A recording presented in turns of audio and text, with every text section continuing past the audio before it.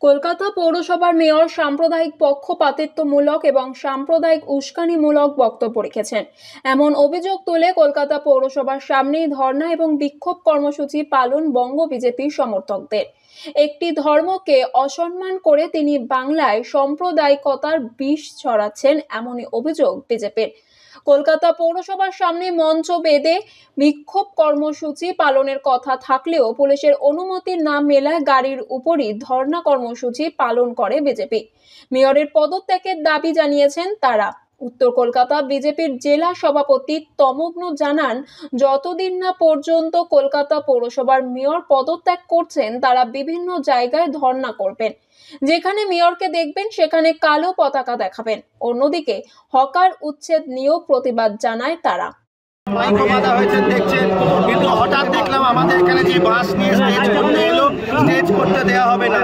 নিশ্চয়ই ওপর থেকে বড় বাবুদের নির্দেশ আসছে, নবান্ন থেকে, তারপরে ছোট লালবাড়ি থেকে নিশ্চয়ই নির্দেশ এসছে যে আন্দোলন করতে দেওয়া যাবে না। ববি হাকিমকে যেভাবে ববি হাকিমের বিরুদ্ধে আমরা রাস্তায় নেমেছি, সেটা সংগঠিত করতে দেওয়া যাবে না। রাস্তায় দরকার হলে ফুটপাতে বসে দাঁড়িয়ে আন্দোলন করব, কিন্তু এই তৃণমূলকে সরিয়ে ছাড়বো, এই ববি হাকিমের পদত্যাগ করিয়ে ছাড়বো। অভিযোগটা ঠিক কি?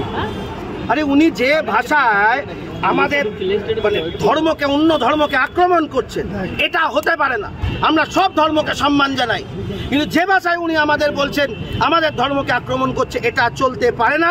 এবং উনি বেছে বেছে হকারদের, এখানে একটা ধর্মের হকারদের এখানে উনি টার্গেট করছেন, এটা চলতে পারে না। উনি মেয়রের বক্তব্য ব্যতীত বা হকার উচ্ছেদ ছাড়া আর কোনো দাবি কি আপনাদের আজকের এই অবস্থান থেকে আপনারা তুলছেন? আমরা এই দুটো দাবি নিয়ে আমাদের মেয়রের পদত্যাগ দাবি করছি।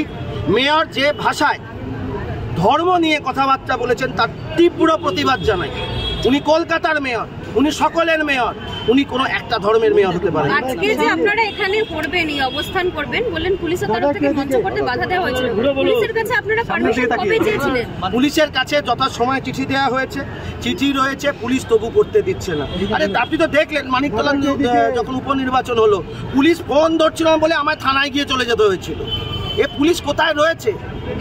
এখানে বাংলায় পুরোপুরি নৈরাজ্য চলছে একদম। এখানে 355 করে তবে নির্বাচন করানো উচিত, এবং এ বাংলায় 355 না করলে এ বাংলা আর কলকাতা বাঁচবে না। উনি সাম্প্রদায়িকের মতো কথা বলবেন, উনি কথা বলছেন সেইভাবে, উনি বলে উনি জিজ্ঞেস করছেন, আপনারা বলুন না উনি কি?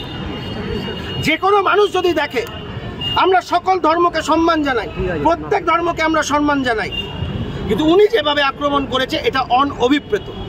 আপনি বলেন কালো পতাকা দেখানো হবে জায়গায় জায়গায়, আপনারা কি ঠিক করেছেন সেরকম কোনো? অবশ্যই উনি যতক্ষণ না এটাতে ক্ষমা চাইবেন এবং পদত্যাগ করবেন অথবা ক্ষমা চাইবেন, তখন উনি কোথাও গেলে আমাদের ছেলেরা ওনাকে কালো পতাকা দেখাবে।